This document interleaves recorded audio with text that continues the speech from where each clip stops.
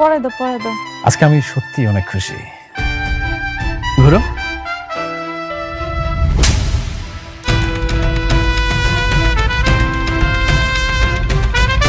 শয়তানের বাচ্চা, শুধুমাত্র তোর জন্য আমার সুখের সংসারটা ধ্বংস হয়ে গেছে।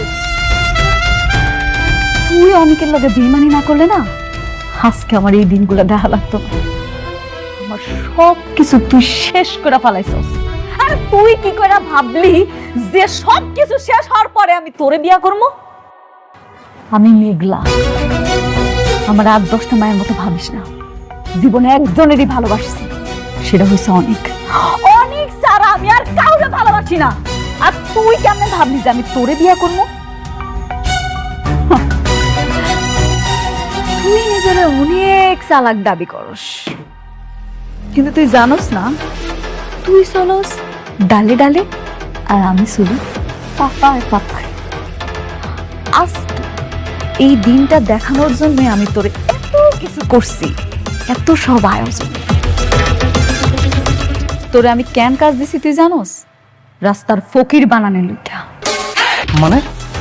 ম্যানেজার আঙ্কেল, জি ম্যাডাম। আজকে থেকে ওর সাথে যত চুক্তি ছিল সব বাতিল করে ফেলাবেন। জি ম্যাডাম। আজকে থেকে আমগো কোম্পানি ওর সাথে কোনো কাজ করব না। মানে বললেই হলো? শুনেন, দলিলের সবকিছু স্পষ্ট ভাবে লেখা আছে যে আপনার সাথে আমার কাজের চুক্তি। আপনি চাইলেই আমার কাজ ক্যান্সেল করতে পারবেন না। রাতুল সাহেব, আপনার সাথে আমাদের একটা চুক্তি হয়েছিল, সেই চুক্তির শর্তগুলো কি আপনি পড়েছেন?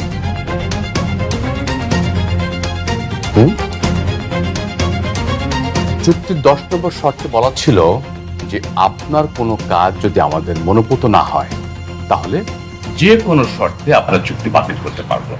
নিশ্চয়ই সেটা মনে আছে? একদম ঠিক। আজকে থেকে আমগো কোম্পানি ওর লগে আর কোনো কাজ করব না, সব কাজ বাতিল। এখন থেকে যত কাজ হবে আপনি অনেকেরে দিবেন। জি ম্যাডাম। না ভাবি প্লিজ, আপনি এটা করবেন না। আমি বিশ্বাস করেন, আমি আপনাকে আর বিয়ে করবো না। আমি আর বিয়ের কথা কখনো বলবো না। আপনি আমাকে ক্ষমা করে দেন, আমাকে ক্ষমা করে দেন প্লিজ। আমি আমার সব সম্পত্তি আপনাকে ইনভেস্ট করেছি। আমাকে প্লিজ, আমাকে কাজ ছাড়া করবেন না, নাহলে আমি একদম পথের ফকির হয়ে যাব। আমি চাই তুই নিষ্ঠ হয়ে যা। রাতুল, দুনিয়াটা না গোল, তুই যা করবি ঠিক তাই আবার ফেরত পাবি। তোর মনে আছে ঠিক এমন দিন ছিল, তুই অনেকের হাতে একটা ভিক্ষার থালি ধরাই দিছিলি, ধরাই দিয়া কইছিলি যা